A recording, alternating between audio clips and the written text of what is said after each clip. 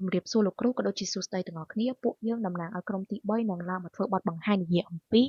Chapter 4 Cell Setting ដែលដកស្រង់ចេញពី Selling and Cell Management ដោយសមាជិកក្រុមរបស់ពួកយើងទាំងអស់គឺមាន4នាក់ហើយពួកយើងនឹងធ្វើការបកស្រាយទៅលើ8ចំណុចសំខាន់ៗដែលជា objective នៃ Chapter 4នេះផ្ទាល់តែម្ដងចំពោះចំណុចទី1គឺចង់បង្ហាញអំពី understand the forecast that impact on selling and cell management ដែលវាផ្ដោតទៅលើរឿងទី4.1មានហេតុចម្លើយរបស់វាស្ថិតនៅចំណុចទី4.1 environment and managerial forecast that impact on cell របស់ chapter 4 selling and cell setting ដែលវាផ្ដោតទៅលើរឿង3សំខាន់ៗនេះផងដែរចូលដល់ចំណុចទី1គឺចង់និយាយអំពី behavioral forecast ដែល behavioral forecast នេះគឺចង់ផ្ដោតទៅលើរឿងទី1គឺការកើនឡើងនៃការរំពឹងទុករបស់អតិថិជននិងការយកចិត្តទុកដាក់ដែលបង្ហាញអំពីការយកចិត្តទុកដាក់ទៅលើការបំពេញច្រើនជាងតម្រូវការមូលដ្ឋានប៉ុន្តែអតិថិជនតែងរំពឹងថានឹងទទួលបាននូវផលិតផលដែលមានគុណភាពនិងសេវាកម្មដែលមានលក្ខណៈល្អប្រសើរហើយរងឥទ្ធិពលពីបទពិសោធន៍ជាសកលនិងការប្រកួតប្រជែងមិនតែប៉ុណ្ណោះអ្នកលក់ត្រូវប្រុងប្រយ័ត្នមានន័យថាអ្នកក្នុងនាមជាអ្នកលក់គឺចាំបាច់ត្រូវប្រុងប្រយ័ត្នចំពោះអំណាចគឺក៏ពាក្យសម្ដីដែលខ្លួនប្រើប្រាស់និងផ្ដល់នូវការលើកទឹកចិត្តសម្រាប់អតិថិជនដែលផ្ដល់ជូននៅពេលដែលពួកគេធ្វើការលក់នៅផលិតផលផ្សេងៗជាដើមចូលដល់ចំណុចបន្ទាប់គឺចង់និយាយអំពី more professional minded organizational buyer ដែលចង់បង្ហាញថាអ្នកទិញគឺអ្នកទិញដែលកាន់តែមានជំនាញក្នុងការចរចាទៅលើតម្លៃរបស់ផលិតផលតម្រូវឲ្យអ្នកលក់កាន់តែមានចំណេះដឹងក្នុងការឆ្លើយតបទៅកាន់អ្នកទិញឬក៏អតិថិជន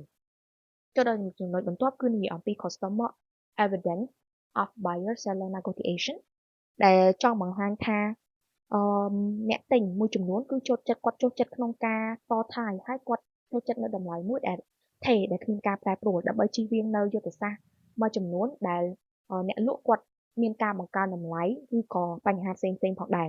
ជាឧទាហរណ៍ដូចជាការទិញរថយន្តជារឿយៗបង្កឲ្យមានការមិនពេញចិត្តពីសំណាក់អតិថិជនដោយសារតែយុទ្ធសាស្ត្រលក់របស់អ្នកលក់ហ្នឹងគឺគាត់ចង់បង្ហាញថាវាមានតម្លៃខ្ពស់ពេកមានថាគាត់ដាក់តម្លៃក្នុងតម្លៃខ្ពស់ពេកជាការឆ្លើយតបនេះគឺក្រុមហ៊ុនមួយចំនួនដូចជា Samsung របស់ General Motors បានធ្វើការណែនាំពីវិធីសាស្ត្រដែលដោយរក្សានៅតម្លៃថេរនិងផ្ដល់នៅតម្លៃពេញលេញសម្រាប់ការដោះដូរនៃរថយន្តថ្មីពីរថយន្តចាស់សម្រាប់អ្នកដែលធ្លាប់បានទិញនៅរថយន្តចាស់ពីក្រុមហ៊ុននឹងផ្ទាល់តែម្ដងចូលដល់ចំណុចបន្ទាប់គឺចង់បង្ហាញពីexpanding power of major buyer តែត្រង់កន្លែងនេះគឺអ្នកលក់រាយធំក៏ដូចជាសាជីវកម្មគឺមានឥទ្ធិពលក្នុងការកត់សម្គាល់ក្នុងអត្រាអន្តរកម្មនៃការលក់ដោយវាអនុញ្ញាតឲ្យពួកគេទាមទារនូវសេវាកម្មដែលពិសេសដូចជាការគ្រប់គ្រងគណនេយ្យសំខាន់ៗការគ្រប់គ្រងស្តុកទាន់ពេលវេលាការគ្រប់គ្រងប្រភេទផលិតផលក៏ដូចជាផ្ដល់នូវភាពរួមសម្រាប់ការផ្សព្វផ្សាយផ្ទាល់ផងដែរដូច្នេះហើយក្នុងនាមយើងជាអ្នកលក់ត្រូវតែសម្របខ្លួនដោយការបង្កើននូវសមត្ថភាពរបស់ខ្លួនក្នុងការបំពេញតម្រូវការយ៉ាងកើនឡើងនៃឆាប់រហ័សរបស់អតិថិជនធំៗទាំងនេះហើយក៏ដូចជាការសម្របសម្រួលក្រុមការងារផ្នែកខាងក្នុងដើម្បីផ្ដល់នូវសេវាកម្មដែលបំពេញតាមតម្រូវការរបស់អតិថិជនចូលដល់ចំណុចបន្ទាប់គឺនិយាយអំពី globalization of market សកលភាវូបនីយកម្មនៃទីផ្សារក្រុមហ៊ុនកំពុងតែពង្រីកខ្លួនទៅកាន់ទីផ្សារអន្តរជាតិដោយសម្របខ្លួនទៅនឹងវប្បធម៌ក៏ដូចជាបទបញ្ញត្តិផ្សេងៗដូច្នេះហើយនៅពេលដែលក្រុមហ៊ុនពង្រីកទៅកាន់ទីផ្សារក្រៅប្រទេសថ្មីមួយមានតម្រូវការក្នុងការយល់ដឹងពីការចាំបាច់ត្រូវមានការយល់ដឹងអំពីវប្បធម៌ផ្សេងៗនិងគិតគូរពីបញ្ហាវប្បធម៌ផ្សេងៗផងដែរចូលដល់ចំណុចបន្ទាប់និយាយអំពី fragmentation of market មានន័យថាត្រង់កន្លែងនេះគឺភាពចម្រុះកើនមានឡើងនៃតម្រូវការអតិថិជនទាំងនោះគឺនាំឲ្យទីផ្សារកាន់តែមានលក្ខណៈពិសេសហើយមិនតែប៉ុណ្ណោះយុទ្ធសាស្ត្រលក់ក៏កាន់តែមានលក្ខណៈស្មុគស្មាញបន្ថែមទៀតដូច្នេះហើយចាំបាច់ឲ្យអ្នកគ្រប់គ្រងទីផ្សារក៏ដូចជាអ្នកលក់ត្រូវមានជំនាញក្នុងការកំណត់និងការផ្លាស់ប្ដូរនៃចំណង់ចំណូលចិត្តរបស់អតិថិជននិងការអភិវឌ្ឍនៅ strategy ដើម្បីបំពេញចិត្តសង្គមឲ្យកាន់តែចម្រុះនិងពហុវប្បធម៌ផ្ទាល់ផងដែរចូលដល់ចំណុចបន្ទាប់គឺចង់និយាយអំពី technological forecast ដែលបង្ហាញអំពី self forecast automation ដែលចង់បង្ហាញថាស្វ័យប្រវត្តិកម្មកម្លាំងលក់រួមមានtablet ហើយនិង laptop និងឧបករណ៍ផ្សេងៗទៀតដែលវាជួយដល់ការងារកិច្ចការក្រុមហ៊ុនដូចជាការរៀបចំផែនការដំណើរការគណនេយ្យការជ្រើសរើសនិងការវិតម្លៃទៅលើការលក់របស់បុគ្គលិកផ្ទាល់ផងដែរលើសពីនេះការផ្លាស់ប្ដូរទិន្នន័យអេឡិចត្រូនិក EDI ហ្នឹងក៏ផ្ដល់នូវការភ្ជាប់រវាងកុងតជាមួយនឹងក្រុមហ៊ុនផលិតអ្នកលក់បន្តដូចជាអ្នកលក់រាយអ្នកលក់ដុំនិងអ្នកចែកចាយផងដែរដែលជាសមត្ថភាពមួយក្នុងការបង្កើននូវប្រសិទ្ធភាពក្នុងការលក់ផ្ទាល់ផងដែរចូលដល់ចំណុចបន្ទាប់និយាយអំពី virtual sales office ដែលចង់បង្ហាញថាបុគ្គលិកអាចធ្វើការពីចម្ងាយដោយរក្សានូវការតភ្ជាប់ភ្លាមៗជាមួយអតិថិជននិងទីស្នាក់ការកណ្ដាលផ្ទាល់របស់ខ្លួនផងដែរ ចូលដល់ចំណុចបន្ទាប់និយាយពី electronic sales channel ដែលត្រង់កន្លែងនេះចង់បង្ហាញថាបណ្ដាញលក់តាមប្រព័ន្ធអេឡិចត្រូនិកដែលទីចម្រើនបំផុតគឺគេហៅថា internet ដែលការកើតឡើងនៃការទិញទំនិញតាមអនឡាញក៏ដូចជាបណ្ដាញទិញទំនិញនៅផ្ទះនិងវេទិកាលក់តាមប្រព័ន្ធអ៊ីនធឺណិតកំពុងតែធ្វើការផ្លាស់ប្ដូរនៅវិធីសាស្ត្រលក់តាមបែបប្រពៃណីទៅជាការលក់មួយដែលប្រើប្រាស់នៅប្រព័ន្ធអ៊ីនធឺណិតក៏ដូចជាប្រព័ន្ធអនឡាញផ្ទាល់ផងដែរហើយវាចូលរួមក្នុងការធ្វើកំណែតម្រង់បញ្ហាគ្រប់គ្រងខ្សែសង្វាក់ផ្គត់ផ្គង់និងមានសក្តានុពលដ៏ធំសម្រាប់ប្រតិបត្តិការផលិតលក់រាយនិងសេវាកម្មផ្ទាល់ផងដែរការរំពឹងទុករបស់អតិថិជនសម្រាប់ការទំនាក់ទំនងភ្លាមៗក៏ជាបញ្ហាមួយនៃកត្តាបច្ចេកវិទ្យាផ្ទាល់ផងដែរដែលបង្ហាញថាអ៊ីនធឺណិតក៏ដូចជាអ៊ីមែលគឺផ្ដល់នូវតម្រូវការសម្រាប់ការឆ្លើយតបភ្លាមៗទៅកាន់អតិថិជននិងបង្កើនតម្លាភាពក្នុងការលក់របស់អ្នកលក់ផ្ទាល់ផងដែរចូលដល់ចំណុចបន្ទាប់គឺចង់និយាយអំពី managerial focus ដែលផ្ដោតទៅលើ4រឿងសំខាន់ៗត្រង់រឿងទី1គឺ direct market techniques ដែលចង់បង្ហាញថាការកើនឡើងនៃសម្បុកផ្ទាល់ក៏ដូចជាទូរស័ព្ទហើយការប្រើប្រាស់ទូរស័ព្ទនៅក្នុងទីផ្សារគឺជាវិធីសាស្ត្រលក់ជំនួសឬក៏ដូចជាការប្រើប្រាស់នៅប្រព័ន្ធអេឡិចត្រូនិកនេះជាដើមចូលដល់ចំណុចបន្ទាប់គឺ integration of sales and marketing ចង់បង្ហាញថាការទំនាក់ទំនងនិងការសម្របខ្លួនសម្របសម្រួលប្រសើរឡើងរវាងអ្នកលក់និងទីផ្សារជារឿយៗត្រូវបានគាំទ្រដោយប្រព័ន្ធអ៊ីនធឺណិតនេះផ្ទាល់ចូលដល់ចំណុចបន្ទាប់និយាយអំពី professional qualification for sales staff ត្រង់កន្លែងនេះចង់បង្ហាញថាក្រុមហ៊ុនគឺកំពុងសង្កត់ធ្ងន់ទៅលើការបណ្ដុះបណ្ដាលជាផ្លូវការនិងវិញ្ញាបនបត្រដើម្បីផ្ដល់នូវសមត្ថភាពផ្ដល់នូវការគាំទ្រទៅលើសមត្ថភាពរបស់ក្រុមអ្នកលក់របស់ពួកគេផ្ទាល់ផងដែរចូលដល់ចំណុចបន្ទាប់គឺចង់បង្ហាញអំពី strategic shift in sales organization មានន័យថាការគ្រប់គ្រងការលក់កំពុងតែធ្វើការផ្លាស់ប្ដូរពីការទទួលបានការបញ្ជាទិញទៅជាការគ្រប់គ្រងនៅយុទ្ធសាស្ត្រសម្រាប់អតិថិជនផ្ទាល់ដែលរួមបញ្ចូលនៅយុទ្ធសាស្ត្រទីផ្សារយ៉ាងទូលំទូលាយនេះផងដែរចូលដល់ចំណុចបន្ទាប់និយាយអំពី applicate wide channel as structure in different way ដែលវាស្ថិតនៅក្នុងចំណុចទី 4.2 sales channel ដែលផ្ដោតទៅលើរឿងទាំង7សំខាន់ចូលដល់ចំណុចទី1គឺចង់បង្ហាញអំពីការពិចារណាទៅលើទីផ្សារពិតណាស់គេសួរថាហេតុអីបានជាបណ្ដាញត្រូវបានរៀបចំតាមវិធីផ្សារផ្សេងៗគ្នាពុកណាមានកត្តាចំនួន7ដែលបង្ហាញអំពីមូលហេតុដែលបណ្ដាញនេះរៀបចំតាមវិធីផ្សេងៗគ្នាទី1គឺការពិចារណាទៅលើទីផ្សារគឺការជ្រើសរើសបណ្ដាញលក់ត្រូវស្របទៅនឹងទម្លាប់និងការរំពឹងទុករបស់អតិថិជនមានន័យថាបើការងាកចេញពីបទដ្ឋានចែកចាយដែលបង្កើតឡើងអាចផ្ដល់នូវហានិភ័យលើកលែងតែមានហេតុផលមួយចំនួនចូលដល់ចំណុចបន្ទាប់គឺនិយាយអំពី channel cost ពិតណាshorter channel គឺជាទូទៅនៅមានតម្លៃថ្លៃដើមខ្ពស់ដោយសារតែការវិនិយោគនឹងតាមឡើងទៅលើតម្លៃតំណែងលក់ឃ្លាំងក៏ដូចជាការដឹកជញ្ជូនជាដើមមានថាការចំណាយទៅលើតម្លៃលក់ឃ្លាំងនិងការដឹកជញ្ជូនជាដើមទោះជាយ៉ាងណាក៏ដោយយើងអាចនៅតែក្នុងនាមជាអ្នកលក់អាចផ្ដល់នូវប្រាក់ចំណេញខ្ពស់និងការចូលទៅកាន់អ្នកប្រើប្រាស់ចុងក្រោយឲ្យបានល្អជាងនេះចូលដល់ចំណុចបន្ទាប់និយាយអំពី product characteristic ដែលចង់បង្ហាញអំពីលក្ខណៈផលិតផលពិតណាផលិតផលដែលមានតម្លៃទាបនិងបច្ចេកវិទ្យាទាបសមស្របទៅនឹង longer channel ចំណែកឯផលិតផលដែលមានលក្ខណៈសំភ្លេចឬក៏ស្មុគស្មាញវាផ្ដល់នូវការគ្រប់គ្រងបន្ទាប់ពីការលក់គឺស្របជាមួយនឹង short channel ចូលដល់ចំណុចបន្ទាប់គឺចង់បង្ហាញអំពីសក្តានុពលឬក៏ចង់បង្ហាញអំពីសក្តានុពលប្រាក់ចំណេញឬក៏ចំណុចនេះផងដែរចង់បង្ហាញថាក្រុមហ៊ុនត្រូវធ្វើឲ្យមានតម្លាភាពរវាងការចំណាយទៅលើ channel ក៏ដូចជាប្រាក់ចំណេញដែលជាសក្តានុពលឬក៏ potential profit របស់ខ្លួនពិតណាស់វិធីសាស្ត្រចែកចាយថ្លៃអាចមិនតែងតែសមហេតុផលប៉ុណ្ណោះទេប៉ុន្តែវាសពហេតុផលដោយការកើនឡើងនៃការលក់នេះប៉ុណ្ណោះឯងចូលដល់ចំណុចបន្ទាប់គឺចង់បង្ហាញអំពី channel structure ដែលត្រង់កន្លែងនេះគឺចង់បង្ហាញពីរចនាសម្ព័ន្ធរបស់ channel នេះផ្ទាល់មានការជ្រើសរើសអន្តរការីអាស្រ័យទៅលើភាពរឹងមាំរបស់ពួកគេនៅក្នុងទីផ្សារហើយសមាជិកបណ្ដាញដែលបានបង្កើតឡើងនេះអាចធ្វើឲ្យអ្នកដែលគាត់ជាចំណូលថ្មីពិបាកក្នុងការឆ្លងកាត់ឬក៏ពិបាកក្នុងការប្រើប្រាស់ពីថាគាត់អាចពិបាកក្នុងការប្រើប្រាស់នៅការលក់ពីដើមហើយធ្វើការផ្លាស់ប្ដូរមកដល់ឥឡូវចូលដល់ចំណុចបន្ទាប់និយាយអំពី product life cycle ដែលចង់បង្ហាញថាផលិតផលអាចត្រូវការការចែកចាយយ៉ាងទូលំទូលាយដើម្បីទទួលបាននូវការទទួលស្គាល់ចំណែកឯផលិតផលដែលបានបង្កើតឡើងអាចផ្លាស់ប្ដូរទៅជាការចែកចាយដោយការជ្រើសរើសផ្អែកទៅលើតម្រូវការសេវាកម្មបន្ទាប់ពីការលក់ផ្ទាល់នេះផងដែរចូលដល់ចំណុចបន្ទាប់គឺចង់បង្ហាញពី non-marketing factor ដែលថាមានន័យថាឧបសគ្គហិរញ្ញវត្ថុមានន័យថាបញ្ហាហិរញ្ញវត្ថុវាអាចជះឥទ្ធិពលដល់ការសម្រេចចិត្តរបស់ channel មួយចំនួនហើយក្រុមហ៊ុនតូចៗអាចពឹងផ្អែកទៅលើអន្តរការីដោយសារតែធនធានរបស់ខ្លួននៅមានកម្រិតចំណែកឯក្រុមហ៊ុនធំៗអាចនឹងស្វែងរកនៅការចែកចាយផ្ទាល់ដើម្បីទទួលបាននៅផលចំណេញផ្ទាល់នេះផងដែរមួយនឹង evaluate push and pull promotional strategy and tactic ដែលតនឹងការវិភាគទៅលើវិធីសាស្ត្រឬក៏យុទ្ធសាស្ត្រpush and pull ហើយនឹង tactic ក្នុងការនឹង tactic មួយចំនួនផងដែរហើយតើតើក្នុងចំណុចនោះដែរគឺតើតើជាមួយនឹង 4.3 industrial commercial public authority selling តើតើនៅឧស្សាហកម្មពាណិជ្ជកម្មនិងអាជ្ញាធរសាធារណៈនៅក្នុងចំណុចបន្ទាប់តើតើនឹង type of production ក្នុងនោះដែរគឺចំណុចទី1តើផលិតកម្មគឺសំដៅទៅលើរបៀបដែលផលិតផលត្រូវបានផលិតអាជីវកម្មផ្សេងគ្នាប្រើផលិតវិធីសាស្ត្រផលិតកម្មផ្សេងគ្នាដោយផ្អែកលើតម្រូវការរបស់ពួកគេចឹងចូលដល់ចំណុចទី1នៃ type of production ហ្នឹងគឺតកតងជាមួយនឹង job production វាគឺជាប្រភេទដែលផលិតផលនីមួយៗត្រូវបានផលិតឡើងជាលក្ខណៈបុគ្គលនិងតាមតម្រូវការសម្រាប់អតិថិជនជាក់លាក់ហើយទី2តកតងនឹង batch production នៅក្នុងនឹងដែរវាជាចំនួននៃការផលិតវាជាចំនួនផលិតផលមួយចំនួនដែលផលិតឡើងក្នុងពេលតែមួយប៉ុន្តែវាត្រូវបានធ្វើឡើងដោយផ្អែកទៅលើការបញ្ជាទិញរបស់អតិថិជនខណៈពេលដែលមួយចំនួនទៀតត្រូវបានធ្វើឡើងជាមុនដើម្បីលក់នៅពេលក្រោយទី3នោះគឺ flow production នៅក្នុងនោះដែរគឺផលិតផលត្រូវបានផលិតឡើងជាបន្តបន្ទាប់ក្នុងបរិមាណច្រើនហើយផលិតតជាមួយនឹងតើតើនឹងដំណើរការផលិតកម្ម process production គឺ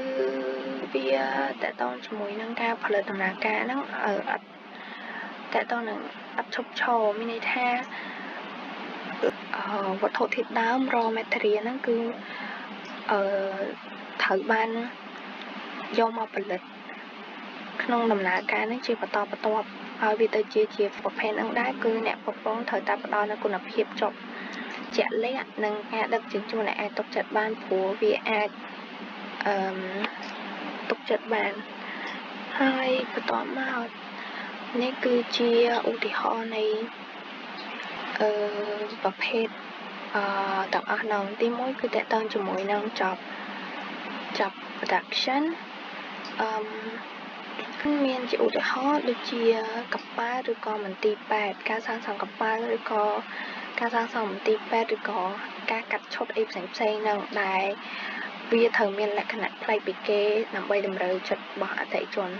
ទី2តកតងជាមួយនឹងbatch production ជានៅក្នុងហ្នឹងគឺដូចជាមានសិភៅមានគ្រឿងសង្ហារិមឬក៏សម្លៀកបំពាក់អីផ្សេងទី3តកតងនឹង flow production គឺមានដូចជាឡានម៉ាស៊ីនបោកគក់ឬក៏ទូរស័ព្ទទី4គឺ process production ហ្នឹងឧទាហរណ៍គឺសារធាតុគីមីផលិតផលផលិតស្រាបៀរក៏ដូចជាការផលិតផ្លាស្ទិកអីផ្សេងអញ្ចឹងក្នុងនោះដែរការពិចារណាលក់ក្នុងប្រភេទផ្សេងនៃផលិតកម្មហ្នឹងគឺ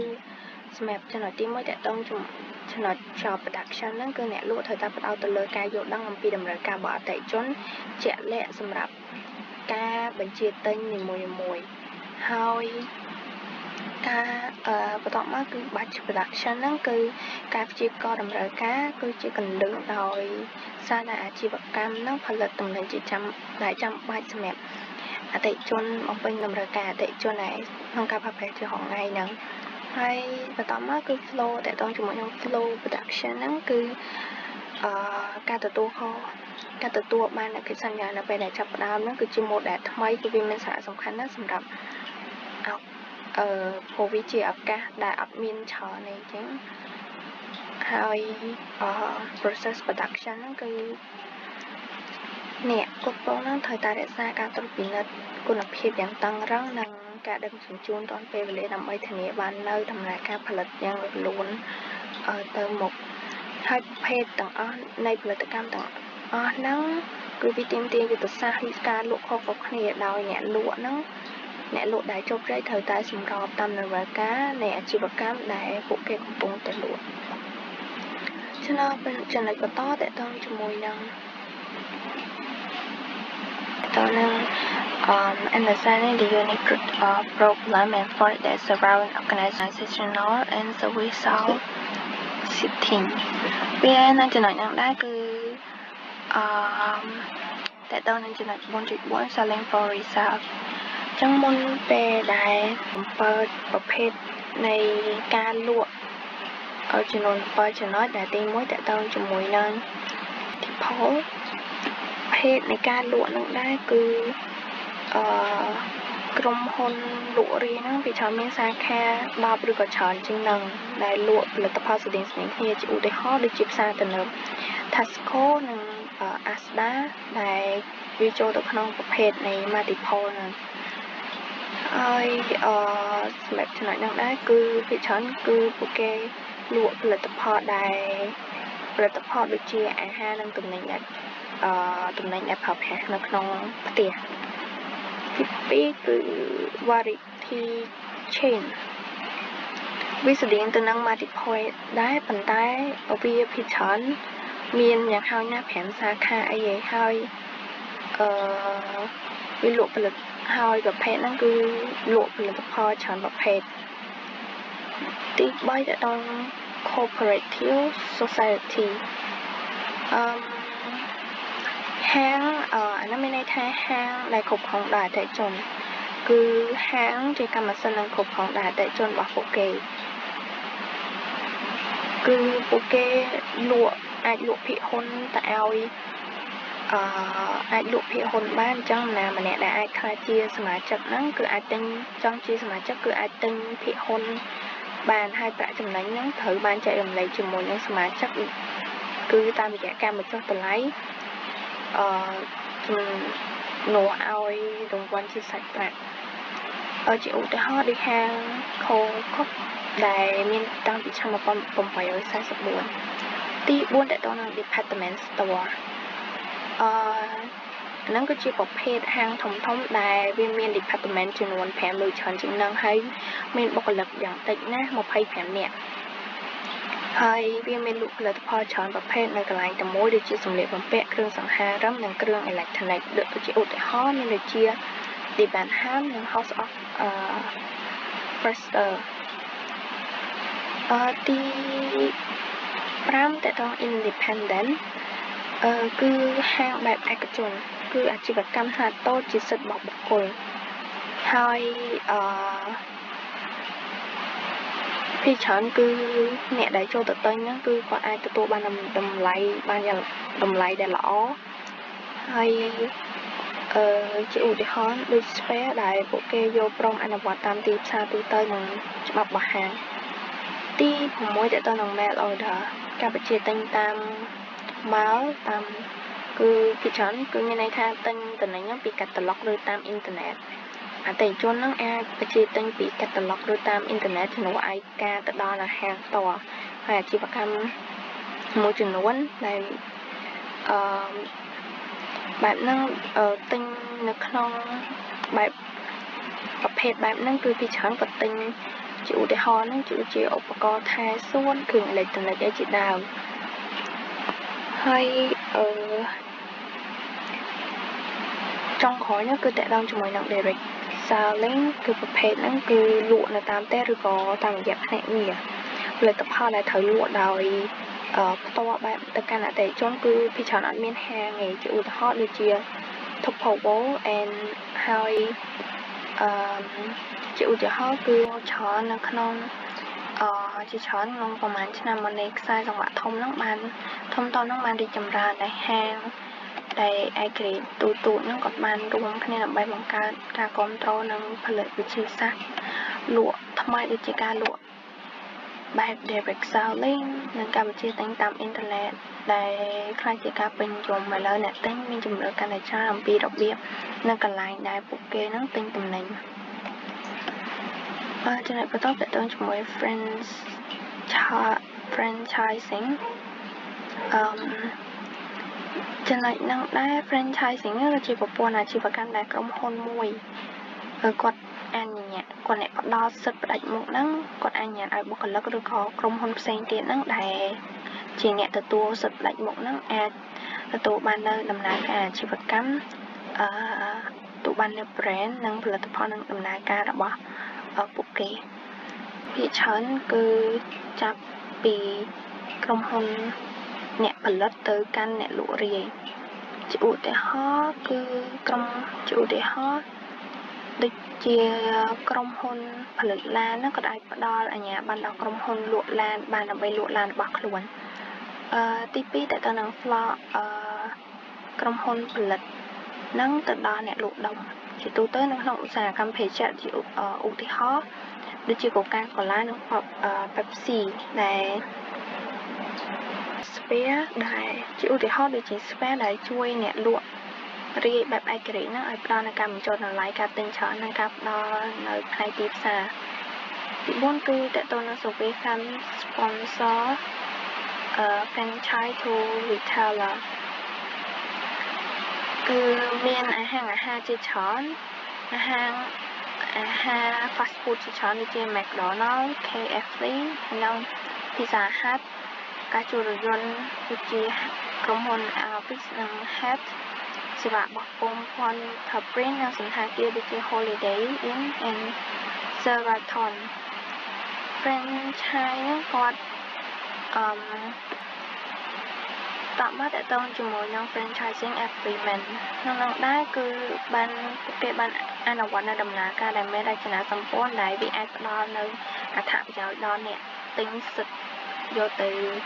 ទិញ franchise ហ្នឹងយកទៅបើកបន្តគឺអត្ថប្រយោជន៍ទាំងអស់នោះគឺទី1ហ្នឹងគឺតទៅជាមួយនឹងអ្នកម្ចាស់ franchise នេះគាត់អាចផ្ដល់នូវការណែនាំពីបញ្ហាមួយចំនួនដូចជាទីតាំងហិរញ្ញវត្ថុការគ្រប់ប្រតិបត្តិការនិងទីផ្សារបានទី2តទៅនឹងម្ចាស់ franchise ហ្នឹងគាត់អាចផ្សព្វផ្សាយពី brand របស់គាត់ហ្នឹងនៅទាំងនៅក្នុងស្រុកនិងអន្តរជាតិដែលផ្ដល់ឲ្យអ្នកទិញសិទ្ធិយកទៅបើកហ្នឹងគាត់ទទួលបាននៅមានន័យថាម៉ាក brand ហ្នឹងល្បីស្រាប់ហើយអញ្ចឹងពេលដែលគាត់យកទៅបើកទិញសិទ្ធិយកទៅបើកអញ្ចឹងគាត់អាចទទួលអត្ថប្រយោជន៍នឹងបានដោយសារតែមនុស្សស្គាល់ច្រើនទី3ហ្នឹងតកតងជាមួយនឹងអ្នកទិញសិទ្ធិយកទៅបើកហ្នឹងគឺការផ្គត់ផ្គង់ហ្នឹងក្នុងអត្រាបញ្ចុះតម្លៃឬធ្វើតាមរូបមន្តអាជីវកម្មដូចអាជីវកម្មហើយបន្តមកចំណុចទី4ហ្នឹងគឺមានកិច្ចព្រមព្រៀងកំណត់នៅច្បាប់ស្តីពីប្រតិបត្តិការអនាម័យក៏ដូចជាគុណភាពនៃសេវាកម្មហើយបន្តមកគឺម្ចាស់ franchise ហ្នឹងគាត់ផ្ដល់ឲ្យនៅការបណ្ដុះបណ្ដាលទៅដល់អ្នកទិញ franchise ហ្នឹងដូចជាបង្រៀនគាត់ឲ្យយល់ដឹងពីការផលិតក៏ដូចជាការរៀបចំហាងផ្សេងហ្នឹងដើម្បីឲ្យអ្នកទិញ franchise ហ្នឹងគាត់ទទួលបាននៅភាពជោគជ័យចំណុចចុងក្រោយនោះគឺតកតជាមួយនឹងតម្លៃឬក៏កម្មសិទ្ធិហ្នឹងម្ចាស់អ្នកដែលទិញ franchise អ្នកទិញ franchise គាត់ត្រូវតបង់លុយទិញសិទ្ធិហ្នឹងពីម្ចាស់ franchise ហើយគាត់ជាអ្នកគ្រប់គ្រងហាងហ្នឹងដោយហើយគាត់ជាអ្នកគ្រប់គ្រងហាងហ្នឹងហើយហ្នឹងគឺជាហើយនេះគឺជាអត្ថប្រយោជន៍នៃអ្នកទិ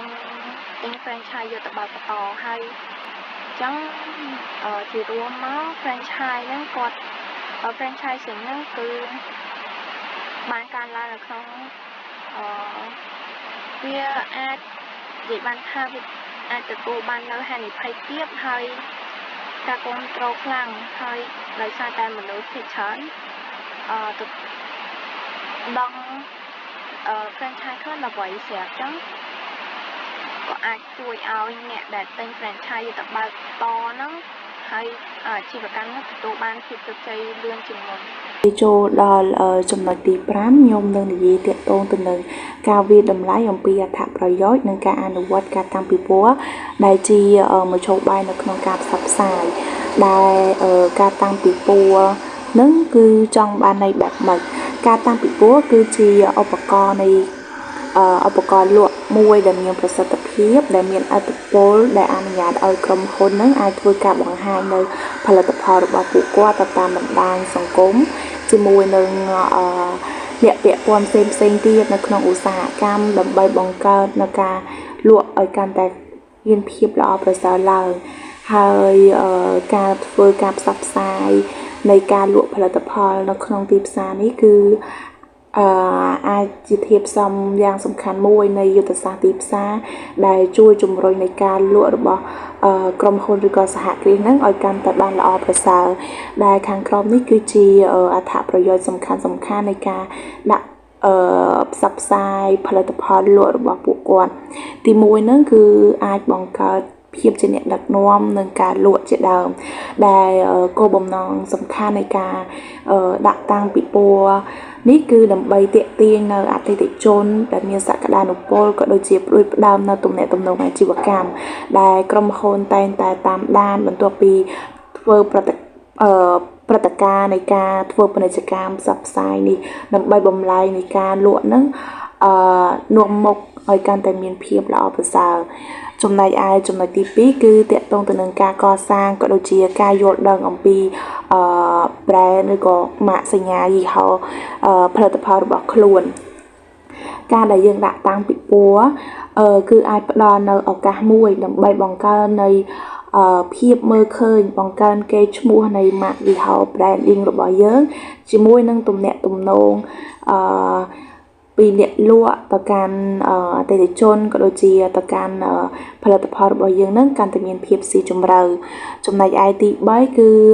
គឺយើងអាចបង្ហាញអំពីតម្លៃផលិតផលកាលណាដែលយើងធ្វើការតាំងពិព័រណ៍ផលិតផលយើងហើយគឺយើងអាចនៅបង្ហាញតម្លៃជូនទៅដល់អតិថិជនជាពិសេសសម្រាប់ផលិតផលខ្លះគឺអតិថិជនគាត់អត់ហ៊ានសន្មត់ក្នុងការទិញទេក្រែងលោតម្លៃថ្លៃឬមួយក៏គាត់គ្មានសមត្ថភាពអញ្ចឹងបើយើងដាក់តាំងពិព័រណ៍ប្រាប់តម្លៃពួកគាត់ធ្វើឲ្យពួកគាត់មានភាពងាយស្រួលនិងបង្កើតបានជាអន្តរកម្មដោយផ្ទាល់ជាមួយនឹងអ្នកលក់ក៏ដូចជាតំណាងចែកចាយផងដែរហើយចំណុចចុងក្រោយគេគឺការពង្រឹងនៅទំនាក់ទំនងក្រុមហ៊ុនដែលប្រើប្រាស់នៅវិធីសាស្ត្រក្នុងការតាំងពិព័រណ៍ហ្នឹងគឺដើម្បីចូលរួមជាមួយនឹងអតិថិជនដែលគាត់មានស្រាប់មិត្តភ័ក្តិនៅក្នុងក្រុមហ៊ុនសហគ្រាសឬក៏អ្នកចែកចាយផ្សេងហ្នឹងដើម្បីបង្កើតនូវភាពជិតស្និទ្ធក៏ដូចជាទំនាក់ទំនងអាជីវកម្មក្នុងការរកស៊ីរបស់ពួកគាត់ហ្នឹង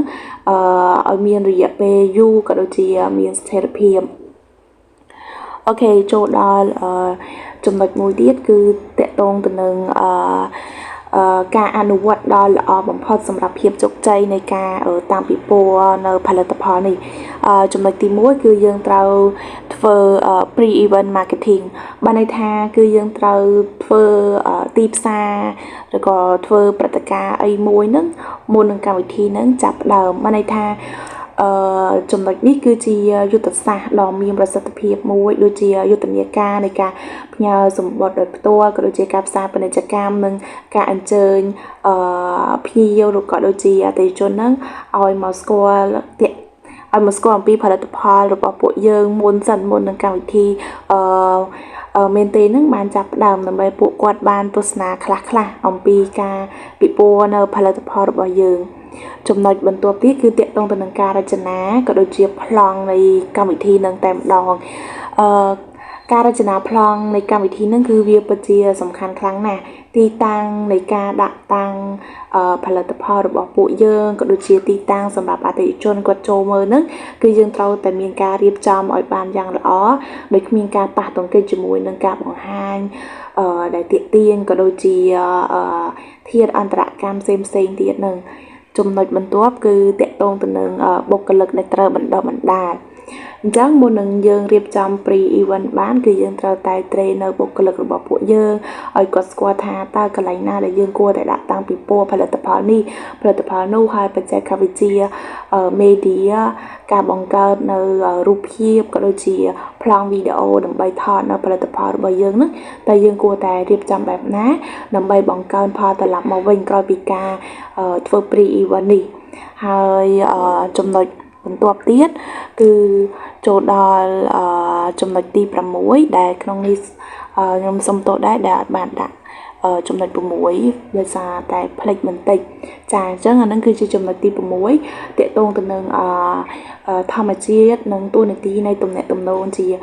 សាធារណៈ PR ហ្នឹងអញ្ចឹងដំបូងខ្ញុំចង់ឲ្យអ្នកទាំងអស់គ្នាយល់អំពីអីទៅ public relation ដែលហៅកាត់ថា PR នឹង public relation ហ្នឹងគឺជាទំនាក់ទំនងសាធារណៈមួយដែលជាទីផ្សារបែបប្រពៃណីដោយបង្កើតនូវការយល់ឃើញជាសាធារណៈហើយក៏អាចជួយជំរុញនៅសុចន្ទៈនិងការគ្រប់គ្រងដល់កិច្ចខិតខំប្រឹងប្រែងនៃការលក់បន្ថែមទៀតផងដែរហើយ PR នេះគឺត្រូវបានទទួលស្គាល់កាន់តែខ្លាំងឡើងថាជាយុទ្ធសាស្ត្រមួយនៅក្នុងការកសាងទំនាក់ទំនងជាមួយនឹងអតិថិជនបុគ្គលិកអ្នកចេះចាយក៏ដូចជាសហគមន៍ហើយខាងក្រោមនេះគឺជាមុខងាររបស់ PR នៅក្នុងការលក់ចាដែលទី1ហ្នឹងគឺតាក់ទងទៅនឹងការបង្កើតនៃការយល់ដឹងគ្នាទៅវិញទៅមកបានន័យថា public relation ហ្នឹងគឺជាការបង្កើតនៅទំនាក់ទំនងយ៉ាងច្បាស់លាស់រវាងក្រុមហ៊ុនជាមួយនឹងអ្នកពាក់ព័ន្ធរបស់ខ្លួនដោយធានាថាផលិតផលរបស់ក្រុមហ៊ុនឬមួយក៏ផលិតផលអ្វីមួយហ្នឹងគឺយើងត្រូវបានយល់និងសិក្សាយ៉ាងច្បាស់ត្រឹមត្រូវជាមួយគ្នាទៅវិញទៅមកទី2គឺតាក់ទងទៅនឹងការពង្រឹងនៅអត្តសញ្ញាណសាជីវកម្មអញ្ចឹងបានន័យថារូបភាពនៃសាជីវកម្មរបស់យើងដែលអាចរងមើលបានគឺលុះត្រាតែយើងជួយធ្វើយ៉ាងណាឲ្យ brand ម៉ាកយីហោរបស់យើងហ្នឹងគឺមានភាព unique គឺមានភាពខុសប្លែកពី brand ដទៃទៀតព្រមទាំងបង្កើតនូវការជឿទុកចិត្តដល់អតិថិជនរយៈពេលវែងឲ្យគាត់ជឿនិងមានទំនុកចិត្តនៅក្នុងការប្រើប្រាស់នៅផលិតផលរបស់យើងហើយចំណុចបន្ទាប់ទៀតគឺតាក់ទងទៅនឹងការគ្រប់គ្រងនៃវិបត្តិ PR គឺបានដើរតួនាទីយ៉ាងសំខាន់នៅក្នុងការការពារកេរ្តិ៍ឈ្មោះរបស់ក្រុមហ៊ុនក៏ដូចជាឆ្លើយតបទៅនឹងការផ្សព្វផ្សាយជាអវិជ្ជមានផងដែរហើយចំណុចចុងក្រោយទៀតគឺការបង្កើននៃការខិតខំប្រឹងប្រែងលក់ការប្រើប្រាស់យុទ្ធសាស្ត្រ PR នេះគឺបានគ្រប់គ្រងកម្លាំងលក់យ៉ាងខ្លាំងមែនទែនតាក់ទងទៅនឹងការកែលម្អនៃការយល់ឃើញរបស់អតិថិជនការផ្ដល់ feedback ត្រឡប់មកវិញរបស់អតិថិជនដើម្បីឲ្យខាងសហគ្រាសក៏ដូចជាក្រុមហ៊ុនយើងនឹងមានការវិវត្តក៏ដូចជាកែច្នៃនៅផលិតផលរបស់យើងនឹងឲ្យកាន់តែល្អប្រសើរដែលវាជាហេតុធ្វើឲ្យយើងមានភាពងាយស្រួលនៅក្នុងការបង្កើតការលក់ក៏ដូចជាបិទនៅការលក់នៅផលិតផលមួយចំនួនដែលទទួលបានការ recommend ឬក៏ feedback ពីអតិថិជននៅចំណុចណាដែលខ្វះខាតជាដើមអូខេចូលដល់ចំណុចចុងក្រោយគេនៃចំណុចទី6នេះហើយគឺតាក់ទងទៅនឹងយុទ្ធសាស្ត្រ PR ដែលយើងធ្វើបែបណាដើម្បីឲ្យប្រើយុទ្ធសាស្ត្រនេះហើយគឺមានប្រសិទ្ធភាពទី1គឺយើងត្រូវតែមានការកំណត់គោលដៅឲ្យច្បាស់លាស់គឺការខិតខំប្រឹងប្រែងធ្វើនៅយុទ្ធសាស្ត្រ PR នេះគឺយើងត្រូវតែស្របទៅតាមគោលដៅទីផ្សាររបស់ក្រុមហ៊ុនដូចជាការបង្កើននៃការសាកសួរនៅផ្នែកលក់បង្កើននៅបុគ្គលិកផ្នែកលក់ហ្នឹងឲ្យកាន់តែគាត់យល់ច្បាស់និងស៊ីជម្រៅអំពីផលិតផលរបស់យើងក៏ដូចជាពង្រឹងនៅភាពស្មោះត្រង់របស់អតិថិជនជឿទុកចិត្តមកលើផលិតផលរបស់យើងនឹងទី2គឺតាក់ទងទៅនឹងការរួមបញ្ចូលជាមួយគ្នារវាងផ្នែកលក់និងទីផ្សារអញ្ចឹង PR គឺយើងតែងតែមានកិច្ចខិតខំប្រឹងប្រែងមួយដើម្បីសម្រាប់សម្រួលក៏ដូចជាជួយគ្រប់គ្រងនៅសកម្មភាពនៃការផ្សព្វផ្សាយផ្សេងទៀតហ្នឹងជាមួយនឹងផ្នែកលក់និងទីផ្សារឲ្យពួកគាត់ corporate ក៏ដូចជាធ្វើការជាមួយគ្នាទើបអាចធ្វើឲ្យការផ្សព្វផ្សាយជាសាធារណៈយើងនឹងទទួលបានប្រសិទ្ធភាពមានអ្នកគ្រប់គ្រងច្រើនហើយចំណុចទី3គឺការជ្រើសរើសបុគ្គលិកដែលត្រឹមត្រូវអញ្ចឹង គ្រប់អ្នកដែលអនុវត្តនៅ PR ហ្នឹងគឺសំខាន់បំផុតគឺទាក់ទងទៅនឹងការជ្រើសរើសបុគ្គលិកដែលត្រឹមត្រូវបុគ្គលិកដែលយើងជ្រើសបានត្រឹមត្រូវគឺវាជាចំណែកមួយដែលធ្វើឲ្យផលិតផលរបស់យើងហ្នឹងជោគជ័យបានមួយកម្រិតហើយដែលវាអាច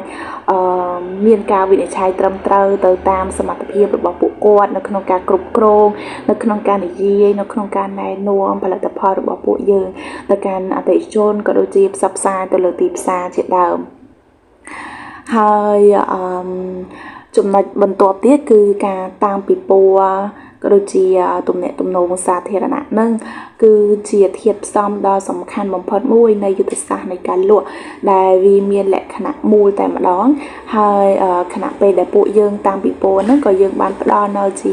វេទិកាផ្ទាល់សម្រាប់ឲ្យមានការចូលរួមជាមួយនឹងអតិថិជន PR ដើម្បីជួយបង្កើតនូវការយល់ឃើញក៏ដូចជាបង្កើននូវភាពជឿជាក់ក្នុងរយៈពេលវែងដែលពួកគាត់អាចឃើញអំពីផលិតផលក្រុមហ៊ុនរបស់ពួកយើងហ្នឹងគឺបានធ្វើ event នៅទីនេះហើយគាត់បានមកតេស្តក៏ដូចជាបានមកមើលនៅផលិតផលរបស់យើងផ្ទាល់តែម្ដងចា៎មកដល់ slide បន្ទាប់គឺយើងនិយាយអំពីផលប៉ះពាល់នៃការលក់នឹងអ៊ីនធឺណិតយើងនឹងស្រាប់ហើយផលប៉ះពាល់នៃការលក់នឹងអ៊ីនធឺណិតគឺវាទូលំទូលាយស្មុគស្មាញដោយសារតែប្រព័ន្ធអ៊ីនធឺណិតគឺអាចធ្វើឲ្យអតិថិជនមានភាពងាយស្រួលក្នុងការស្រាវជ្រាវរវាងផលិតផល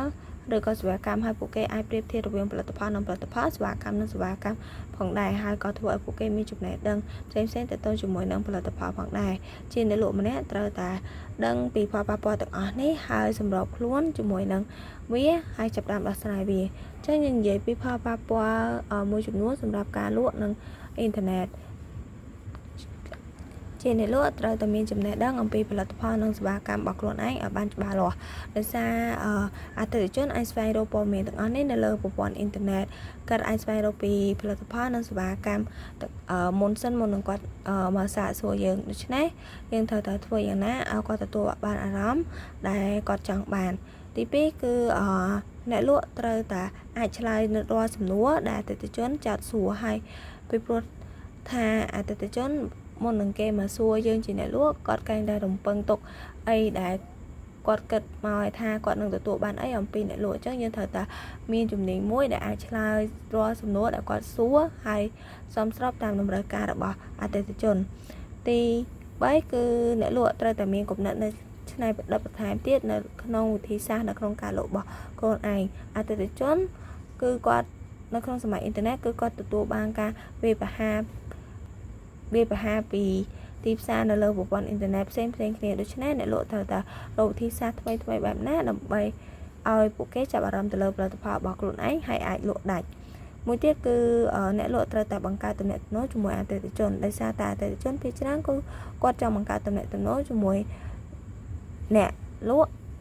ហើយគាត់នឹងទិញផលិតផលពីអ្នកលក់ហ្នឹងនៅពេលដែលគាត់ស្គាល់ហើយក៏ជឿទុកចិត្តហើយមួយវិញទៀតគឺអ្នកលក់ត្រូវតែអាចប្រើប្រាស់នៅបច្ចេកវិទ្យាឲ្យសមស្របហើយមានប្រសិទ្ធភាពដោយសារតែសម័យអ៊ីនធឺណិតហើយអញ្ចឹងអ្នកលក់ត្រូវតែអាចប្រើប្រាស់នៅបច្ចេកវិទ្យាផ្សេងៗដែលឲ្យតាមទាន់ trend ដើម្បីឲ្យអាចមានទំនាក់ទំនងជាមួយនឹងអតិថិជនតួយ៉ាងអ៊ីនធឺណិតបានធ្វើឲ្យអ្នកលក់កាន់តែពិបាកប៉ុន្តែវាក៏បង្កើតឱកាសថ្មីសម្រាប់អ្នកលក់ផងដែរតាមរយៈការយល់ដឹងអំពីផលប៉ះពាល់នៃការលក់នឹងអ៊ីនធឺណិតអ្នកអាចអ្នកលក់គឺអាចបង្កើតយុទ្ធសាស្ត្រមួយដែលល្អហើយទទួលបានជោគជ័យនៅក្នុងសម័យអ៊ីនធឺណិតនេះផងដែរចូលដល់ slide បន្ទាប់ទៀតគឺ slide និយាយអំពីតើពួកយើងបានរៀនអ្វីខ្លះបន្ទាប់ពីយើងបានអាន chapter នេះហើយយើងបានរៀនជា chapter នេះហើយអញ្ចឹងទី1គឺយើងអាចកំណត់ពីការលក់ថាយើងអាចដឹងពីប្រភេទនៃការលក់គឺវាមានច្រើនប្រភេទហើយប្រភេទនីមួយៗវាតែងតែមានលក្ខណៈផ្ទាល់ខ្លួនផងដែរទី2គឺកត្តាដែលប៉ះពាល់ទៅដល់ដំណើរការនៃការលក់កត្តាដែលប៉ះពាល់ទៅដល់ដំណើរការនៃការលក់គឺមានចំណេះដឹងជំនាញតម្រូវការហើយនឹងការប្រកួតប្រជែងនិងបរិយាកាសទីផ្សារផងដែរមួយវិញទៀតបន្តមកទៀតគឺការលក់នៅក្នុងទីផ្សារគឺវាអាចមានជាបញ្ហាប្រឈមផ្សេងៗប៉ុន្តែវាក៏ផ្ដល់ជាឱកាសជាច្រើនសម្រាប់អ្នកដែលចង់បង្កើតឬមួយក៏សាកនៅក្នុងវិស័យខាងក្រៅគឺពួកយើងនឹងយល់ដឹងពីជំនាញនិងចំណេះ ដឹងរបស់អ្នកលក់តម្រូវការនិងការចង់បានរបស់អតិថិជនហើយជាមួយនឹងបរិយាកាសប្រកួតប្រជែងអញ្ចឹងសម្រាប់ជំនាញហើយនឹងចំណេះដឹងរបស់អ្នកលក់យើងនឹងដឹងថាតើយើងគួរធ្វើបែបណាដើម្បីឲ្យយើងក្លាយទៅជាអ្នកលក់ល្អម្នាក់ហើយអតិថិជនអាចជឿទុកចិត្តទៅលើយើងបានជាចុងក្រោយសូមអរគុណដល់លោកគ្រូហើយអ្នកទាំងអស់គ្នាដែលបានយកចិត្តទុកដាក់ស្ដាប់នៅការបកស្រាយរបស់ក្រុមនាងខ្ញុំនៅលើchapter ទី4នេះ